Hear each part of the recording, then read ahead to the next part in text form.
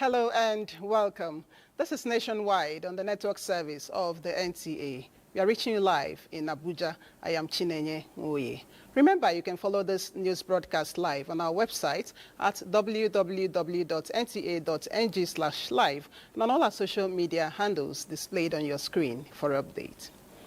The Court of Appeal Abuja Division says there is no provision in the statutes of the country preventing a litigant from willingly refunding suspicious funds to the coffers of government. The Intermediate Court reached this decision when it affirmed the final forfeiture of suspicious 1.58 billion naira received from a former managing director of Nisal Microfinance Bank. Olabode Arewa reports. Aliu Abdulhamid was released from his position by the federal government on suspicion of having illegally received 1.58 billion naira as bribes from one Steve Ogidon, a consultant to the Nisal Microfinance Bank. Nisal is a subsidiary of the Central Bank of Nigeria. The three-man panel, led by Justice Okonabang, held that the Federal High Court was right to order that the money be forfeited to the federal government. In fact, the judgment is clear. He commended the lower court for giving a right judgment. In another development, the appellate court also affirmed the decision of the National Industrial Court of Nigeria that one Dr. John Zira should be restored to his position at the National Examination Council, NECO. NECO has sought the leave of the appellate courts to appeal the industrial court's decision since it went against them.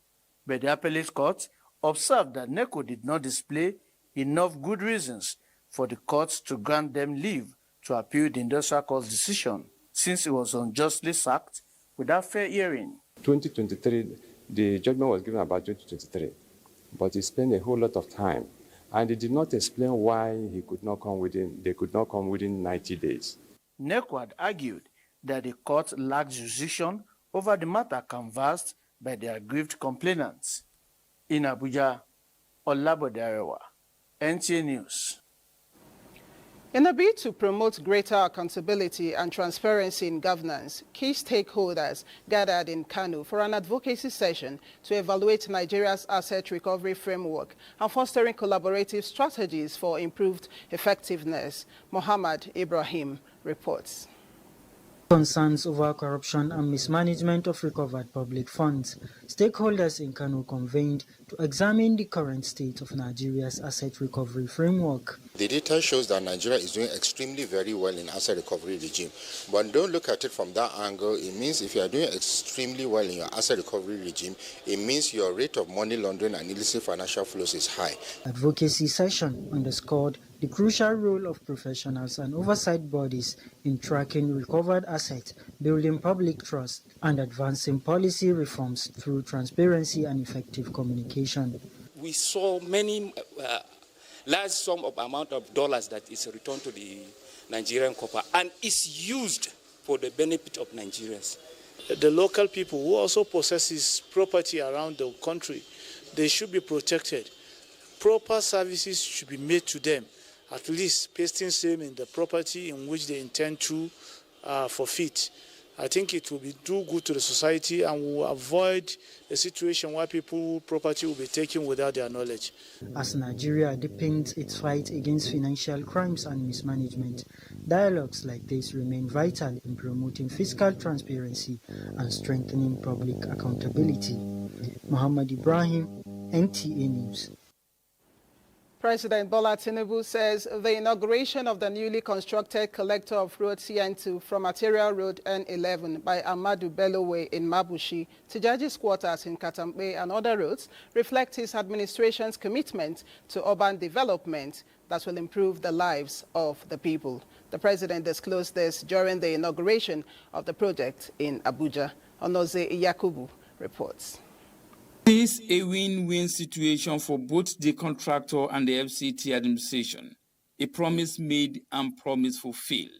And in less than a year, this road project has been delivered and opened for motoring public.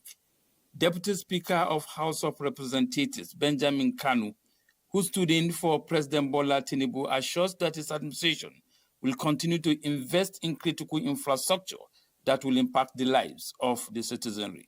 We are committed, very much committed, to making sure that the ongoing and future infrastructure projects that will further enhance the quality of life for our citizens are achieved, and that's a good time.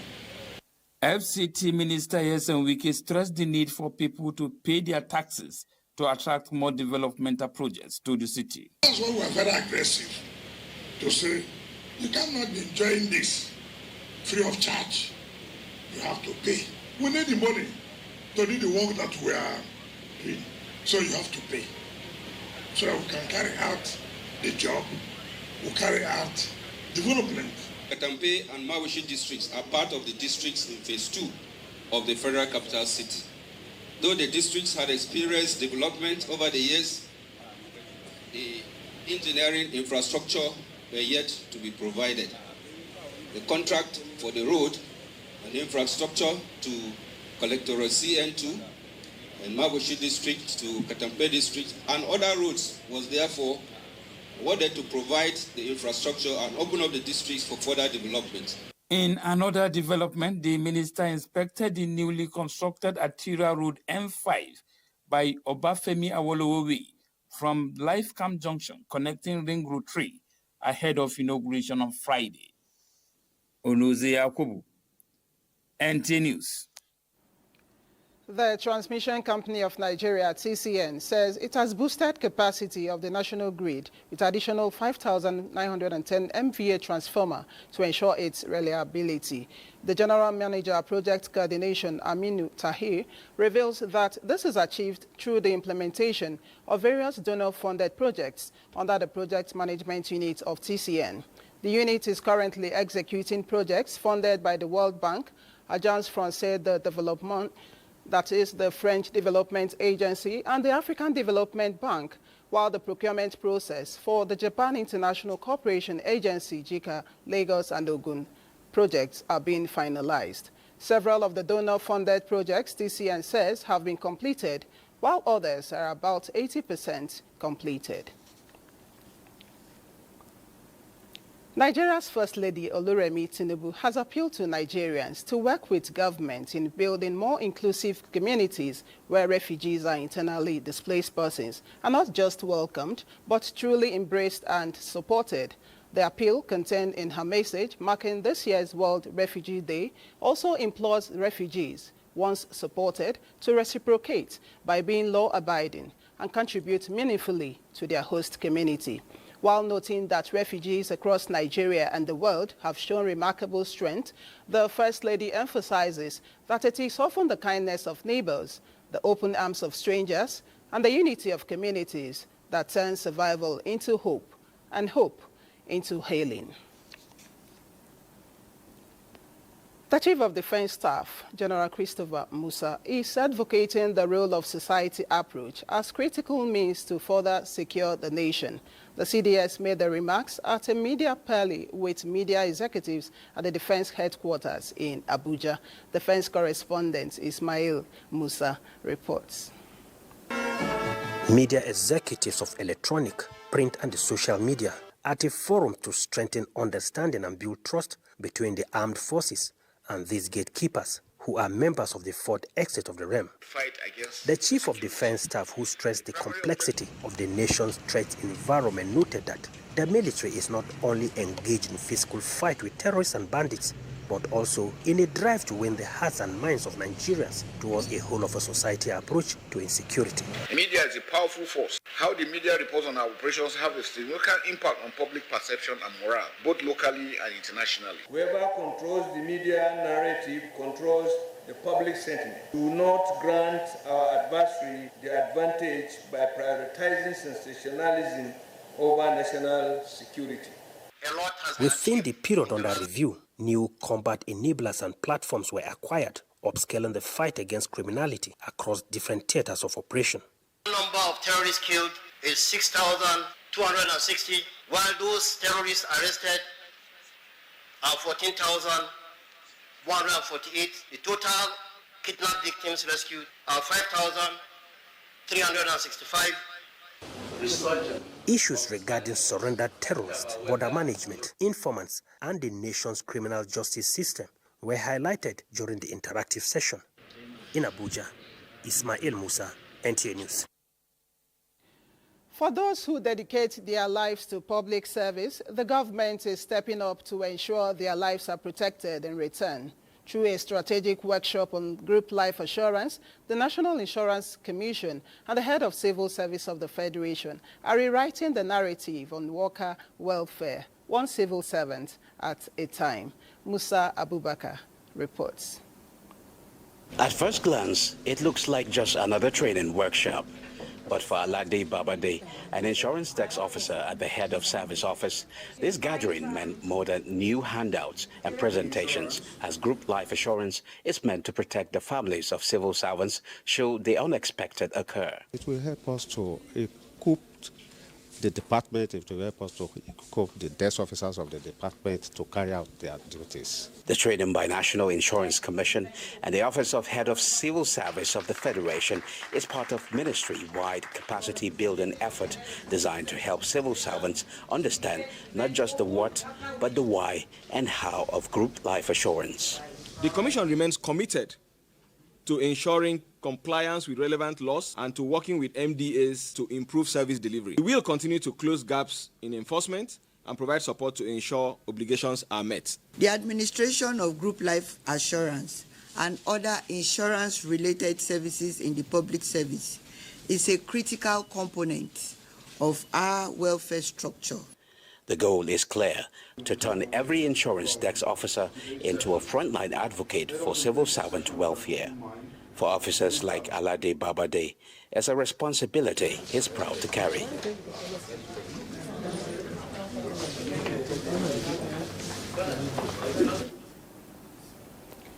As issues of waste management continue to be a talking point around the world, the need to seek better form of management strategies to wealth has become imperative. In this report, Kemi Oshin takes a look at waste to wealth as a sustainable creative option. It is no longer news that the burden of waste management is a source of concern to government and individual households alike, especially in the face of growing climate change challenges and health issues. Pollution is a menace that we need to stop. And if you can stop it totally, you can mitigate against that effect. The indiscriminate dumping of refuse and flood, whatever, they have become rampant now.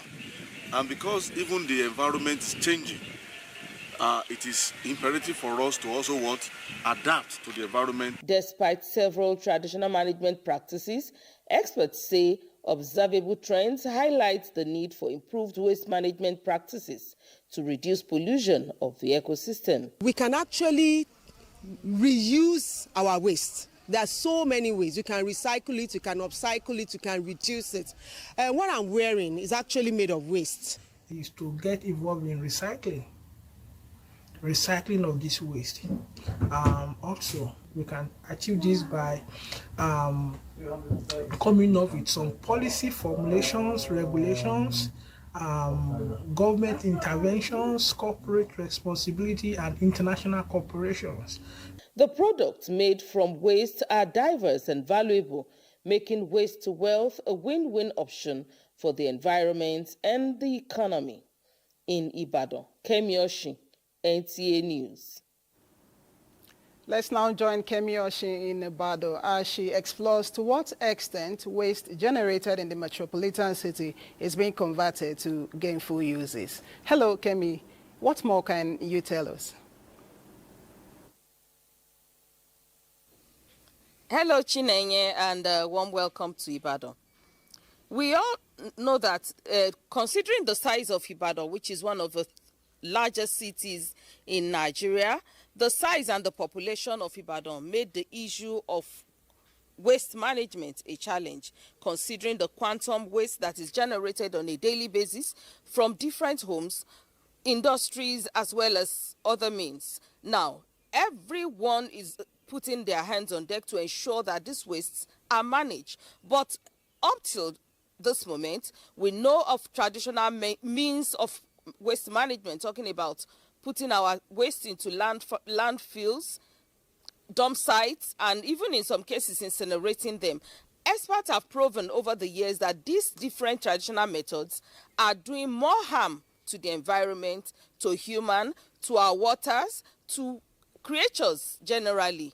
And of course, considering the issue of climate change, which is currently a global challenge, all of these methods are not moving us to the desired expectation. This is why we are beginning to consider other means which are more sustainable, healthy, both for man and environment in the area of waste management. And one of those is what we call making wealth out of waste. Yes, as we continue to generate the waste, we must begin to think positively, think sustainably towards looking at initiatives that can benefit us as we reduce the size of the waste through recycling, upcycling, or in some cases, reuse. That will make the waste that is generated on a daily basis to reduce.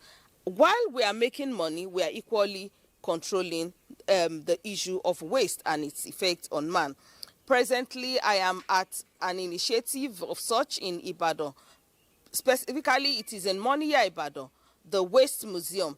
The Waste Museum is an initiative of one of us in Nigeria who is collecting waste, encouraging people, teaching them how waste can be turned into wealth. And of course, this method, like we heard in the background report, is not only a means of managing the environment, it is equally increasing income, both for the people who are gathering the waste and for those who are using it. I am here with the creative director of the Waste Museum in person of Jumoke Olowo Okere. She calls herself Olowo Waste in Yoruba parlance, which means one who makes money from waste. And I believe she will tell us more on how to go about this sustainable initiative. Jumoke. Thank you so very much. We believe that waste is not waste until you waste it. We believe that waste is a material and is a resource that we can explore to create more designs. And we have come up with a simple solution to our mission. Our mission is to create a sustainable world without waste. And the solution is what we call our 5 R's and U. Very simple. Reduce, reuse, recycle, refuse, repair, and upcycle your waste. We believe that if we can get to the source of the waste, which is from the households, everybody generating waste. Presently now, it's calculated at 2.5 kilograms of waste is generated per individual every day. And so if that individual that generates the waste is taught how to do these 5 R's and U, then that waste is not going to end up in the ocean, it's not going to end up in the wherever it is that you find waste, because if everybody know, so the knowledge gap is what we're trying to fill. So if people can know what to do with their waste, then that waste will not end up as pollution that is going to be disturbing our environment. And so that waste can then be converted into waste, into wealth, and generate funds and save the environment, save the people, and save the planet. Okay, beyond this, are there challenges you face in this initiative? Oh, definitely. There is always challenges. One major challenge is people's mindsets.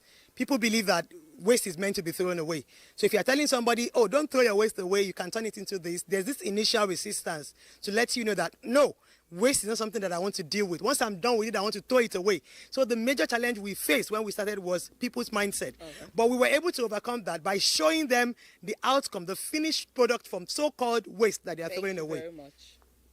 Thank you very much, Jumoke. I believe, Chinenye, you too will begin to consider some areas of using or recycling the waste you generate, even at home.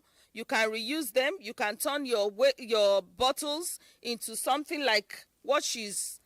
And I hope you will want to learn more about that. Yes. Yes, very well, Kemi Oshin there in Ibadan. Thank you so much for that report. And from Ibadan, we go to Lagos, where Hingino is standing by for the next set of reports on Nationwide. Hello, King Hingino. It's over to you. Yeah, and welcome to Lagos. As counterfeiters devise more sophisticated ways of advancing their trade in substandard and fake medical products, the National Agency for Food and Drug Administration and Control, NAFDAC, is using modern technologies to mitigate their activities. The Director General of NAFDAC, who was represented, stated this at a stakeholder sensitization workshop organized by the agency in Lagos. As NAFDAC continues its fight against substandard and falsified products, it is carrying stakeholders from both the public and private sectors along. In daily newspapers, this workshop aims to sensitize stakeholders and provide information on NAFDAC's Green Book, Traceability and Pediatric Regulations 2024. Many thanks for staying on. We seem to be having some challenges in our Lagos network center, so we continue here in Abuja. The Commission for Almajiri and Out-of-School Children Education will soon establish 120 learning centers in the country where children of different backgrounds can be academically trained to give the children roaming the streets of the country a sense of belonging. Executive Secretary of the Commission, Dr. Mohammed Idris, said this when he received officials of UNES and a non-governmental organization reaching out of school children project, Kaduna, in his office. He said unless the work in the public schools is carried out very well, the problem of out-of-school children in the country will continue to be disturbing. When our schools refuse to be correct citadels of learning, when those in schools are not enticing the out-of-school children, parents will continue to see no reason to take their children to school. People have to live up to their responsibilities. So this project seeks to build 102 schools and renovate 170 schools, including learning centers. In addition to other efforts of ensuring accessibility of school to the hard-to-reach locations, the non-governmental organization Reaching Out of School Children project in Kaduna said it is mobilizing to get the data out of school children in the country to make the work seamless for proper coordination. We'll now join Mohammed Umar, who is in Kaduna, to bring us the next set of reports. Us here in Kaduna, the chairman of the Economic and Financial Crimes Commission, EFCC, Ola Olukoyede, says the commission will sustain its fight against corruption and return to the people the proceeds of corruption for the overall development of Nigeria. He stated this during the formal handing over of forfeited property to the Federal University of Applied Sciences, Kachia. Suraj Abdullahi reports. The chairman of the Economic and Financial Crimes Commission, EFCC, Ola Olukoyede, during a visit to the main campus of the newly established Federal University of Applied Sciences, Kachia, to hand over the facility that was taken over by the federal government, following a court order for the forfeiture of the Hitato privately owned institution, assures Nigerians that under the Renew Hope agenda anti-corruption drive, looted assets will never be allowed to be relooted again by corrupt individuals in the country. What is the essence of fight against corruption is for the people to take advantage of what has been taken away from them. So we are giving it back to the people. And that is the essence of government. That's the essence of the fight against corruption. Not that we will recover and some people behind will go and reloot again. My advice is that we need to take care of this as our own. It must be well protected. It must be well preserved, so that generations after us will still continue to benefit from the institution. I can't thank Mr. President enough, nor the Vice President, the Governor, and all those who work assiduously to see to the fruition of this university as the first federal presence in Southern Kaduna. And not just a federal presence, a presence that means so much to the people. Community leaders lauded President Bola Ahmed Tinubu and Governor Ubasani for restoring the lost hope of the people of Southern Kaduna, while reaffirming their absolute support to the president and the governor. in Kaduna. Suraj Abdullahi, NTA News. And on to political matters. Ahead of future elections in Kaduna State, Governor Obasani has received Muhammad Sani Sidi, the former gubernatorial candidate of the PDP, as well as the former Director General of the National Emergency Management Agency, into the ruling All Progressive Congress Party, APC. Our correspondents report that Sidi was joined by several prominent members of the People's Democratic Party, PDP. In what is being described by stakeholders as political realignment, the Kaduna State Governor received the former PDP gubernatorial candidate and one-time Director General of the National Emergency Management Agency, Muhammad Sani Sidi, into the APC.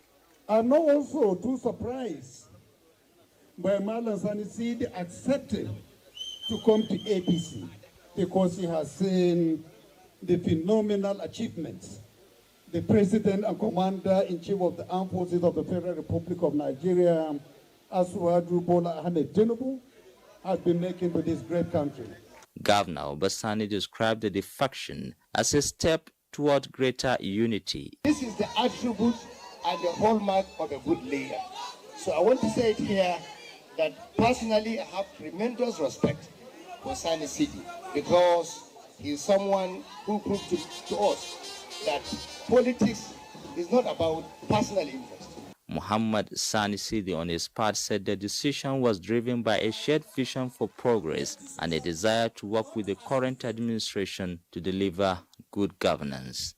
My mission has remained constant: to help in the uplifting of life and empower our people. As the political momentum continues building across the state, this latest development, the stakeholders say, will make the party more stronger ahead of future elections. In Kaduna, I am Muhammad. And as our contributions from Kaduna nationwide continues in our Abuja studio. Thank you for watching. Thank you so much, Mohammed, there in our Kaduna Network Center. And here in Abuja, the Nigerian Legion has commended President Tinubu for unprecedented support provided to Nigerian veterans while appealing for inclusion of the Nigerian Legion in government's budgetary allocations for seamless execution of their mandate. This was during the National Council meeting of the Legion held in Abuja. Ekene Ndulue reports. It was a gathering of veterans from across the Federation, bringing with them enduring issues of those who once bore arms in defense of the nation. Major Vincent Abiola is the acting national chairman. Among resolutions before him is consideration of a request from the Minister of Defense to reconsider earlier decision by the Council to derank erring officers of the Corps of Commissioners. We are to restore the previously abolished offices of the Commandant General, Deputy Commandant General, and State Deputy Commandant General with immediate effect, to re-rank the affected officers while ensuring that all reinstated individuals recommit to full compliance. The Council is grateful to the President for the landmark pledge of 500 million naira to the Nigerian Legion and is seeking other ways to enhance its income base. Some are orphan. We have so many orphans. So we have been crying to Legion. They have been trying their best. The little they can do for us, they have been trying, but they need more funds. And we're also to serve our widows and the less privileged among us, because we have those of them that they are even amputated, those of them, those veterans that they cannot even fend for themselves. Further deliberations continued on welfare schemes, pensions, and military remembrance. In Abuja, Ekene Ndulue, NTA News. Imam of the Abuja National Mosque, Professor Khalid Abubakar, says being faithful to Allah entails being upright in character and behavior that should be free from illicit drugs and substance consumption, as well as upholding the values of the Nigerian civil service of integrity, transparency, and accountability for national growth and development. This was the focus of today's Jumat sermon at the Abuja National Mosque, where religious correspondent Abdullahi Ajia reports that the Nigerian Civil Service and the NDLEA received special prayers on the occasion of their respective annual celebration. We'll now join Abdullahi Ajia live for more on this event. Hello, Abdullahi. Hello, thank you for having me on the Nationwide. So tell us more on the event.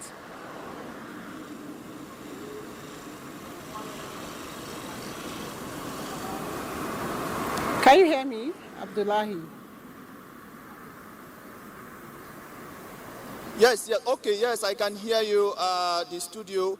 Well, earlier today at the National Mosque, Abuja, we had two prayer sessions which coincidentally took place at the same time, talking about the Nigerian Civil Service celebrating its annual celebration, which is a week-long event.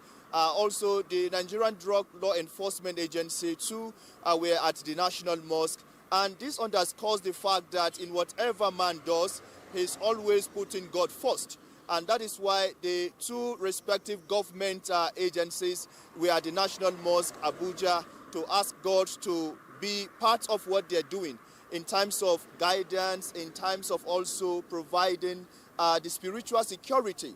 And the Imam's sermon today focuses on the celebration by the Nigerian Civil Service, as well as the war against illicit drug and substance abuse in the country. And at the sermon, this is to bring the sensitization and awareness to the worshippers who are also members of the community, members of the society. And driving this message through the sermon is another way we learned of trying to reduce the cases of drug and illicit substance abuse in the country, as well as also try to conscientize civil servants on the core values of civil service, talking about professionalism, talking about integrity, impartiality, and other values that are supposed to be part of the civil service. And immediately after the prayer, the Imam also emphasized that we must support the Nigerian Civil Service with prayers. We must also support them, also urging government to do their part in terms of taking care of the Nigerian Civil Service so that the issue of corruption can also be nipped in the bud.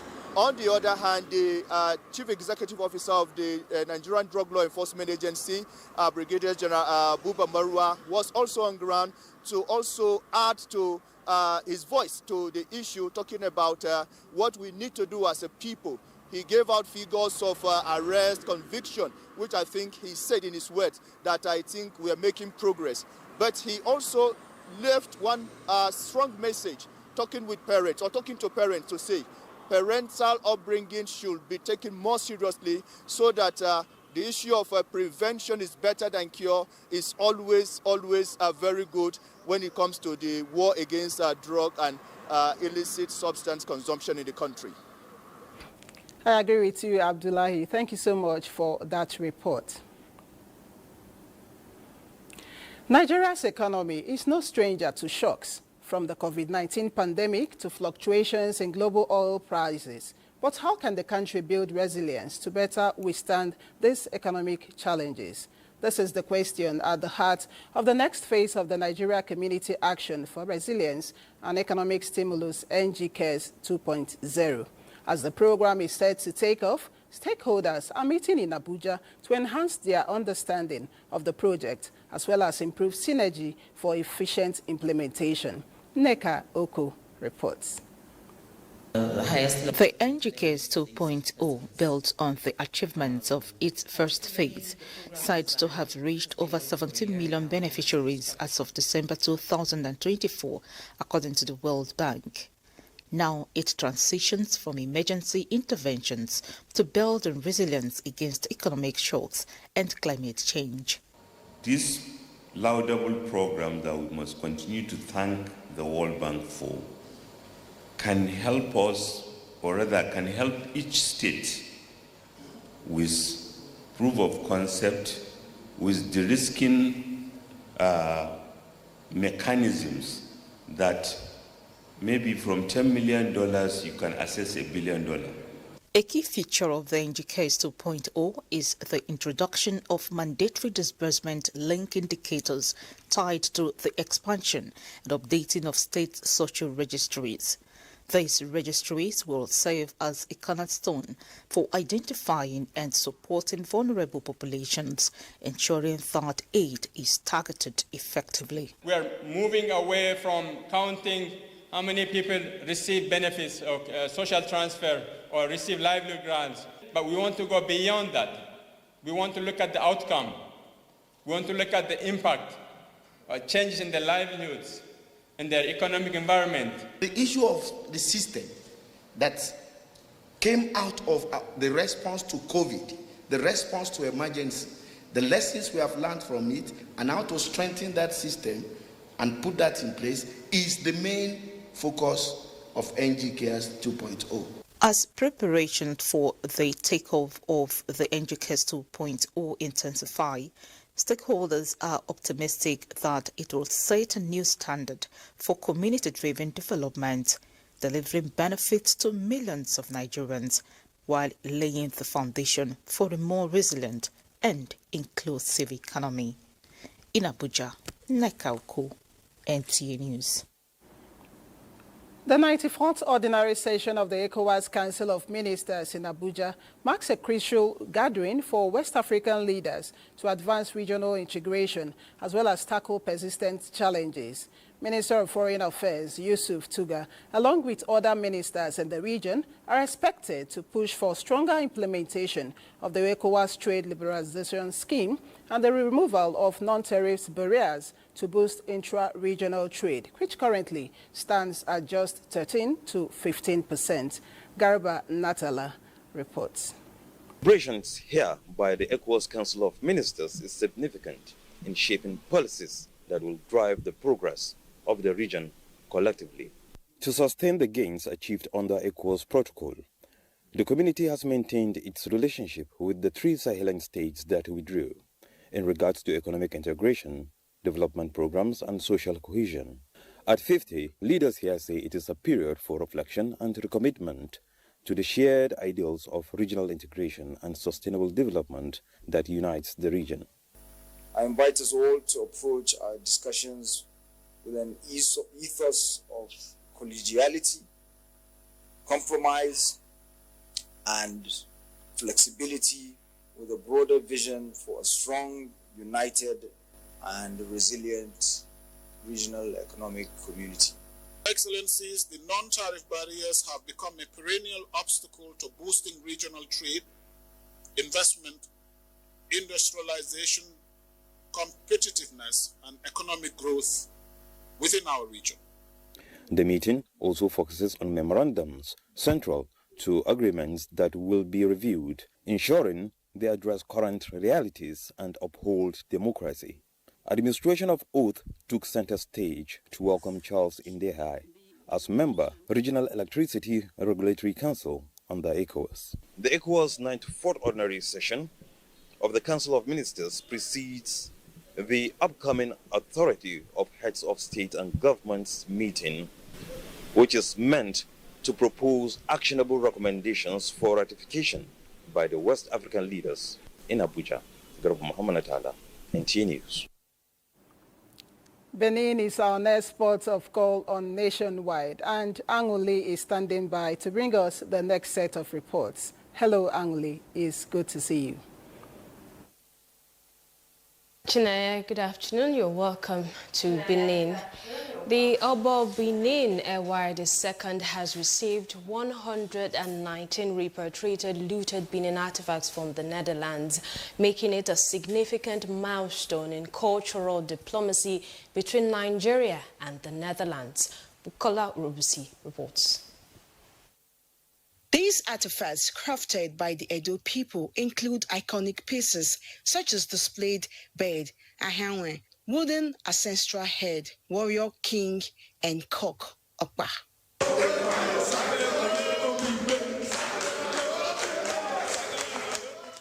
This repatriation is notable not only for the number of artifacts returned, but also for the strengthened diplomatic ties it fosters between the Nigerian and the Netherlands. The ceremony was attended by prominent dignitaries, including representatives from the Nigerian government and the Governor of Edo State, Senator Monday Okpewolo. The Director General of National Commission for Museums and Monuments, Mr. Olubele Holloway, made the presentation to the Oba of Benin. The Netherlands have returned a total of 119 Benin ones.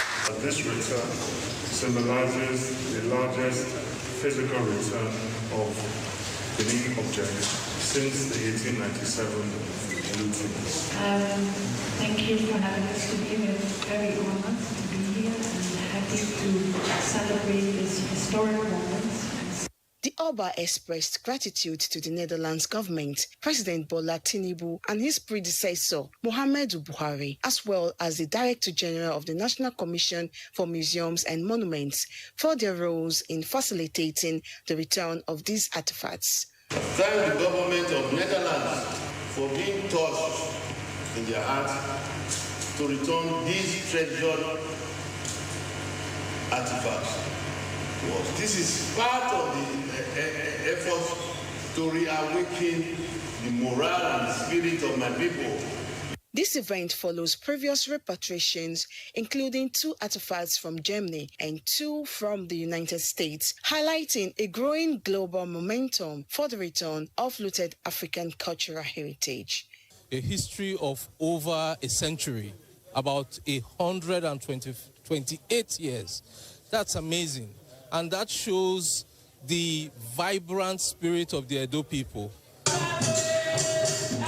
In Benin, Joy Igbo, NTA News. Some Nigerians believe that government cannot shoulder the responsibility of supporting the less privileged and vulnerable members of the society alone. Now, it is in line with this belief that Bishop Matthew Okpewolo, a native of Uromi in Edo State, marked his 75th birthday with a series of humanitarian initiatives that has had countless impacts. Rosemary Ibrahim reports. As part of the celebration, Bishop Matthew Okpewolo sponsored free medical treatment for members of the public and built a geriatric center at the Irua Specialist Teaching Hospital to cater to the health needs of the elderly. He awarded scholarships worth 50,000 naira each to 1,000 indigent students in tertiary institutions, helping them pursue their educational dreams. He also showed compassion to prison inmates by paying fines for 5 of them at the Ubiaja Correctional Center, granting them freedom and a fresh start in life. Thank God for the life of Matthew Okpewolo for donating this geriatric center.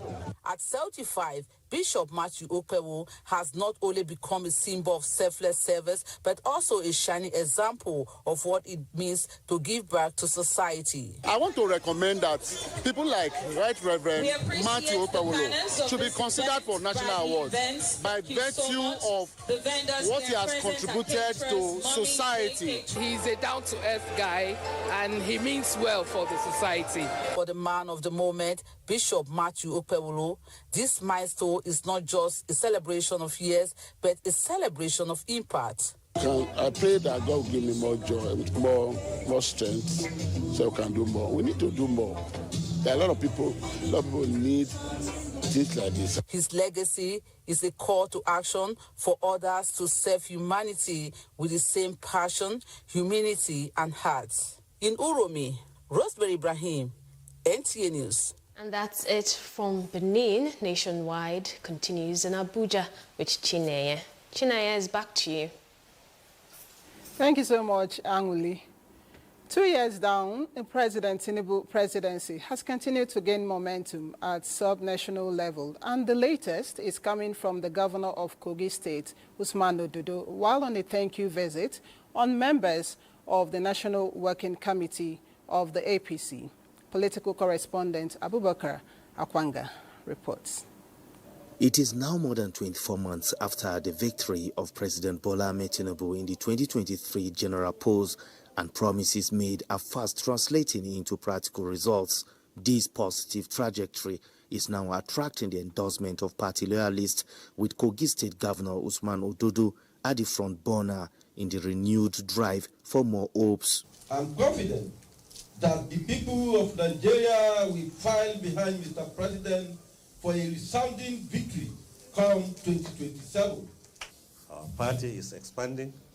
Our party is increasing in number. Our party is extending its net. And this is because Mr. President has provided an enabling environment. The governor appreciated the National Working Committee and other party structure for quality leadership and pledged to always consolidate, and announced the defection of member representing Kaba, Bunu and Ijumu Federal Constituency of Kogi State. Governor Ododo later granted audience to the media, where he reaffirmed commitment to security and economic transformation of the state. Irrespective of party, as far as we are from Kogi State, we will consult with you, because we want to pilot the affairs of our dear state. That is what we have been doing. On the governor's entourage were members of the National and State Assembly, commissioners and other top party chieftains. In Abuja, Abubakar Akwanga, NTA News.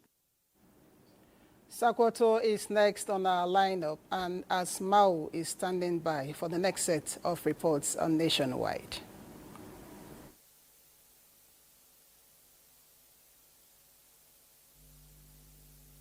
Nationwide. A delegation from Republic of Gambia, headed by Ambassador Alhagi Nyangandu, Permanent Secretary of the Ministry of Agriculture, Livestock and Food Security, has visited Kebbi State to explore partnership opportunities in tapping Nigeria's agricultural potentials, particularly in rice production. This is based on Kebbi State's success in rice production. Correspondent Abdul Jalil Muhammad Bawa reports. Kebbi State is renowned for its agricultural production, particularly rice, which is cultivated in 14 out of 21 local government areas. The state's agricultural potential extends beyond Nigeria to sub-Saharan Africa, attracting international interest. A delegation from the Gambia, led by Ambassador Alhagi Nyangandu, Permanent Secretary of Gambia's Ministry of Agriculture, Livestock and Food Security, are in Kebbi State to explore rice production ideas to enhance Gambia's rice production for food sufficiency. We have seen, but we want to hear from you also, how you were able to mobilize your farmers, ensure that there is a constant production of rice and there is a machine that constantly processes that rice. Governor Nasir Idris assured the delegation of sustained collaboration that will benefit both Nigeria and the Gambia. I have purchased 520 trucks of assorted fertilizer, and I distributed to our farmers free of charge. The partnership is expected to open new doors for cooperation between Kebbi State and Gambia. In Birnin Kebbi, Abdul Jalil Muhammad Bawa, NTA News. Take from here is back to Chinenye in Abuja for the continuation of the news. Many thanks, Asmau. In a world that is fast evolving due to modern trends, the need to train and retrain staff for optimal performance in line with global best practices is key. This is the view of key players at a two-day retreat for management staff of the Nigeria Television Authority Network Center, JOS, and NTA TV College. Bilkisu Nuhu reports. Seated here are staff of NTA Network Center JOS, NTA Television College, and NTA Bauchi.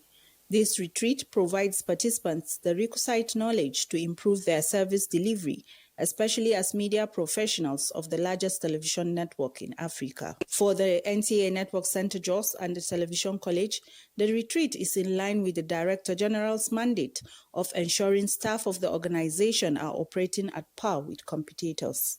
So it's going to improve them. It's going to broaden their mentality. We're living in a dynamic world, and that's so the need for us to also evolve as human beings, because no knowledge is static. Key players opine that media needs to move away from the norms and come up with ideas that will improve its presentation and news reportage. We need to empower our management staff so that they can communicate government policies and government ideas. Mentorship is actually very necessary. Those who are coming should learn from you.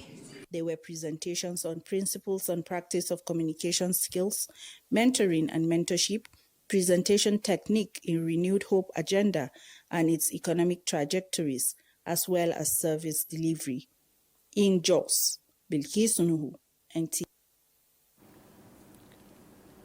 And that is Nationwide for today. We thank you so much for being a part of it. I am Chinenye Ngoe.